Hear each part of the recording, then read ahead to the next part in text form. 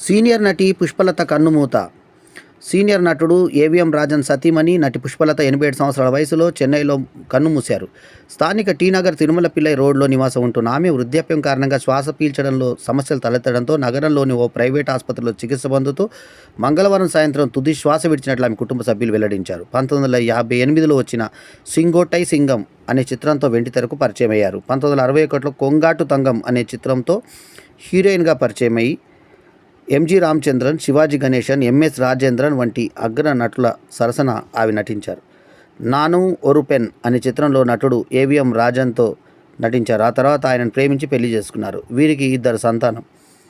తెలుగులో పెద్ద కొడుకు, మేము మనుషులమే, అన్నదమ్ముల అనుబంధం, యుగపురుషుడు, రాజపుత్ర రహస్యం, శ్రీరామ పట్టాభిషేకం, వేటగాడు, రాధా కళ్యాణం, కొండవీటి సింహం చిత్రాల్లో ఆమె నటించారు.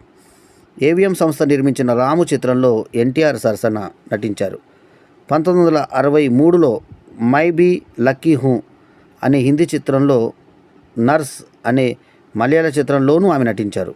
సకల కళా వల్లభన్, నాన్ అడిమై ఇల్లై వంటి చిత్రాల్లో సహాయ నటిగా నటించారు. తమిళం, తెలుగు, కన్నడ, మలయాళ, హిందీ భాషలతో కలిపి దాదాపు 100కు పైగా చిత్రాల్లో ఆమె నటించారు. ఆ తర్వాత ఆమె సినిమాల వైపు తిరిగి చూడలేదు. ఆమె మృతిపై పలువురు తమిళ సినీ ప్రముఖులు తమ ప్రగాఢ సంతాపం వ్యక్తం చేశారు, సానుభూతిని తెలియజేశారు. కాగా పుష్పలత కుమార్తె మహాలక్ష్మి 2 జళ్ల సీత, ఆనందభైరవి, మాయదారి మరిది, రుణానుబంధం చిత్రాల్లో హీరోయిన్గా నటించారు. ఆమె ఆత్మకు శాంతి చేకూరాలని ప్రార్థిస్తున్నాం. ఓం శాంతి శాంతి.